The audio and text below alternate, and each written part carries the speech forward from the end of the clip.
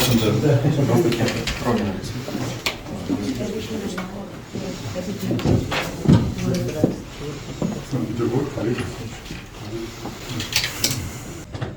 коллеги. Здравствуйте. Владимир Иванович, уважаемые гости. Ну, во-первых, всех поздравляю с 5-летием нашего музея.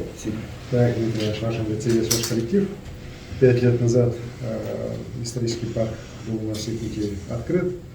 И вы знаете, тогда было много вопросов, почему в Якутии первым за Уралом создан, будет ли народ туда ходить, что, как. Но вот сейчас мы видим, что по посещаемости это одно из самых таких наших лучших культурных учреждений. Если не ошибаюсь, порядка 430 тысяч человек посетило за эти годы.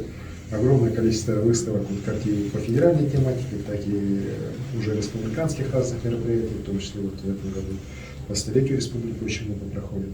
Видно, что вот еще раз говорю, музей уже состоялся и служит он основной задачей, которая была заложена в основу его деятельности, так же как и всех наших музеев. И, конечно же, мы очень рады, что вот сегодня уже есть возможности и планы дальнейшего развития. Поэтому с удовольствием сегодня с вами встречаюсь, хотел бы это обсудить.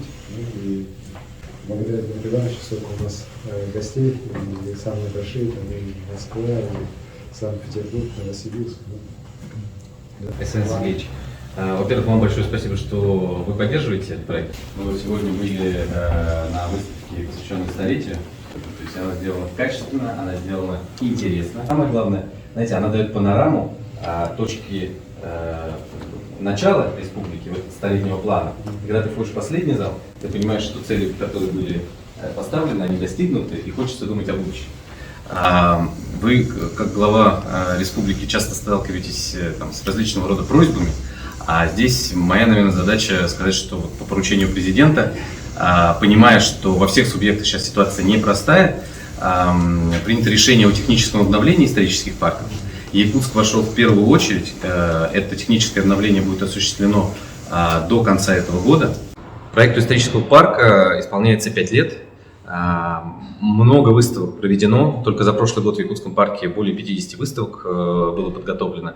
Понятно, что поскольку проект мультимедийный, цифровой, то оборудование, которое приобреталось в 2017 году, за эти 5 лет уже израсходовало свой ресурс.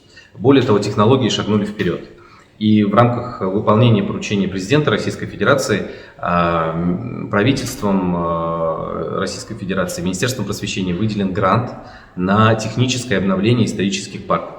Это обновление будет проходить 2 этапа, и первый этап закончится к декабрю этого года.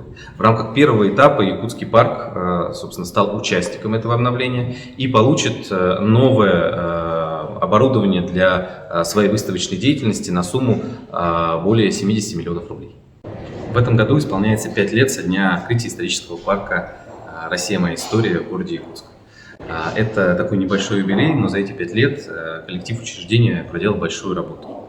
Для нас очень значимо, что руководство республики уделяет большое внимание историческому просвещению, уделяет большое внимание не только федеральной истории, но и региональной истории.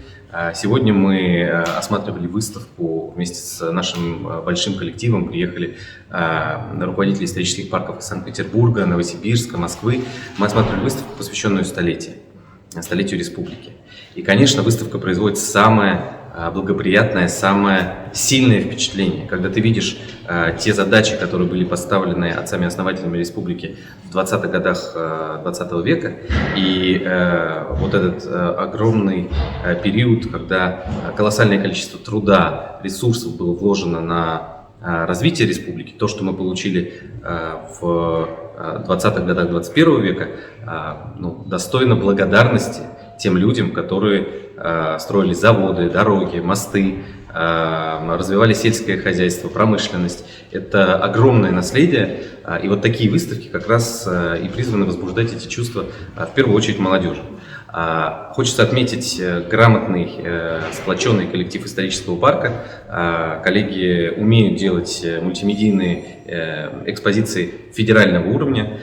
Также предметом нашего обсуждения Также предметом нашего обсуждения с Александром Сергеевичем стала работа по профориентации школьников 6-11 классов.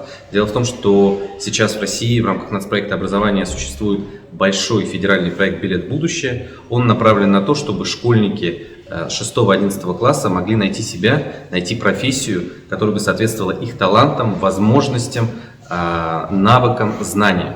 И вот как раз проект «Билет в будущее» в том числе реализуется в Республике Саха. В эти дни мы открываем большой фестиваль профессий, также на площадке исторического парка. Но это такое крупное имиджевое мероприятие. А работа ведется весь год. Работа ведется с помощью якутского ЦОПа, цифровой платформы bbinfo.ru. И мы можем дать якутским школьникам Республики Саха, собственно, лучшие в стране сервисы бесплатно по профориентации. Это означает, что ребята, пройдя диагностики, посетив профориентационные уроки, которые делали лучшие специалисты в стране, пройдя профессиональные пробы здесь, в местных колледжах или на различных площадках партнеров, могут понять, какую профессию они выберут. А ведь все мы хотим, чтобы нас учили хорошие педагоги, лечили очень талантливые врачи, наши здания строили грамотные и ответственные строители. И вот как раз профориентация помогает людям и нашим школьникам выбрать этот трек абсолютно ответственно и состояться в профессии, которая будет выбрана.